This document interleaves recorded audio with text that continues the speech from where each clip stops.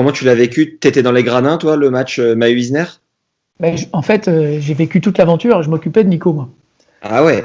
Donc, ça, c'est une des. Si tu me laisses dire 2-3 mots là-dessus, pour moi, les souvenirs de. Donc, Mahut-Isner, tu penses bien sûr au match Mahut-Isner, mais Mahut, ce qu'on a oublié, c'est qu'il jouait les qualifs de Wimbledon. Ouais, il part de loin. Ouais. Alors, il joue les qualifs au premier tour. C'est un truc de fou. Au premier tour, il gagne assez facilement. Au deuxième tour des qualifs, il joue Bogdanovic, l'anglais, et il gagne 24-22 au troisième, ce qui est un record. Hein. Oh la vache. Et le lendemain, le titre de l'équipe, c'était Philippe Boin qui écrivait l'article. Le titre, la une de l'équipe avec les qualifs de Wimbledon, la une de l'équipe, il y a marqué « ça c'est du tennis ». C'est-à-dire que ce qu'on a oublié, c'est que Nico Mahut a fait la une de l'équipe pour un deuxième tour de qualif de Wimbledon. Incroyable. Et Philippe Boin décrivait l'ambiance des qualifs de Wimbledon. Je ne sais pas si tu as été un jour au qualif de Wimbledon à Roehampton, mais c'est une ambiance très spéciale. Tous les cours sont à côté les uns les autres. En 24-22, il gagne. Dernier tour des qualifs. Non, je crois pas. J'en ai pas le souvenir. Dernier tour des qualifs, son entraîneur, c'était Boris Valéjo, à l'époque. Dernier tour des qualifs, il joue Koubek. Et les qualifs à Wim, c'est 5-7 le dernier tour. Donc, il joue Koubek, 1-7-0 Koubek, 2-7-0 Koubek. Et là, Nico, il nous dit dégagez, j'en peux plus, il était nerveux et tout. Et il gagne 6-4 au cinquième. En fait, Nico, c'est un survivant des qualifs. Et après, il y a l'aventure de Disney. Donc, c'est un truc qui a été marqué, c'est extraordinaire. Et toi, ça doit te vider de suivre ce match sur 3 jours, là, en termes d'influx nerveux. C'est un truc de fou, ce qu'on a vécu, lui en premier, mais après, moi, le matin, il venait s'échauffer physiquement, donc l'échauffement de l'échauffement, puis après, il tapait un peu la balle, puis après, il fallait qu'il s'échauffe avant son match. Bon, tu l'échauffes avant un 5e set contre Isner, tu dis, il faut que tu sois à fond, et quand tu recommences à, je sais plus, 58 partout, tu dis, le mec, il peut plus bouger, tu l'échauffes comment? C'est mythique, quoi, c'est incroyable. Alors, comment tu fais à ce moment-là pour l'échauffer? Bah, ce qui est incroyable, et il l'a redit dans le truc, le matin du 3e jour, donc quand il s'arrête à, je crois que c'est 58 partout, mais des fois je sais plus, ou 50, je sais plus, 52 partout, je sais même plus à combien ils sont arrêtés, il se lève et il dit, les gars, je vais pas pouvoir jouer. Je peux pas servir, j'ai mal aux abdos, je vais pas pouvoir jouer, je jouerai pas, je crois que je vais arrêter.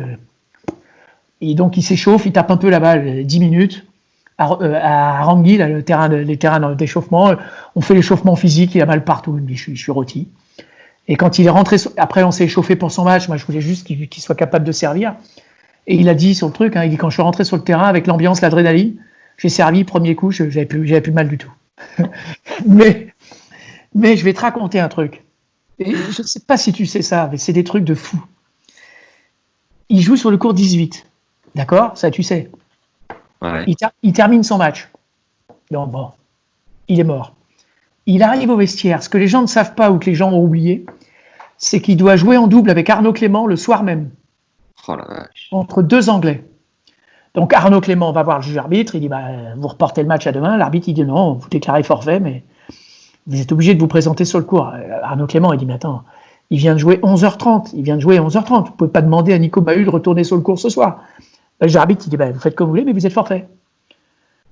Et il était fou de rage, Arnaud Clément. Et Nico Mahut, 1 heure après, il était de retour sur le court 18. Personne ne le sait, ça. Personne n'y a pensé à ça. On n'en parle jamais de ça. Il est retourné sur le court. Il a joué en double avec Arnaud Clément. Ah ouais. Le soir même, il a joué. Et la nuit arrivait. Et Arnaud Clément, il a tout fait pour poudrer le match, pour le faire durer. Au bout de 3 minutes, il s'arrête, il appelle le kiné. Il a essayé de tout faire pour que la nuit arrive et que le match soit arrêté. Et il a réussi à gagner du temps. Ils ont perdu le premier 7-6. La nuit est arrivée. Le match a été arrêté à 7-6 pour les Anglais. N'oublie pas qu'à Wimbledon, le double, c'est 3-7 gagnants. Ouais. Match arrêté. Et le lendemain, Nico n'a pas pu rejouer. C'était fini. Le lendemain, Nico ne pouvait plus jouer. C'était fini. Le dernier jour, à la fin du match, quand il a perdu, 70-68, il a perdu, il rentre au vestiaire, il pleure, il se douche tout habillé, il ne sait plus où il habite. Il ne sait plus où il habite. Il est complètement perdu. Il dit des conneries, l'autre pareil, ça pue. Il explose nerveusement, physiquement, tout lâche. Mais 1 heure après, il se rhabille et il retourne sur le court. Et comment tu l'expliques, ça? Là, je sais pas, c'est comme les gens qui malheureusement ont un accident et sont capables de marcher quelques mètres avec une triple fracture. je sais pas, l'adrénaline, il est dans un état second. Et il doit sécréter des choses là. Je sais pas, c'est hallucinant. Mais après, par contre, donc la preuve, c'est qu'il tient, et le lendemain, il peut plus bouger. Et il se nerve non plus. C'est fini. Tu vois, tu tiens avec le truc, et puis le lendemain, c'est fini, quoi.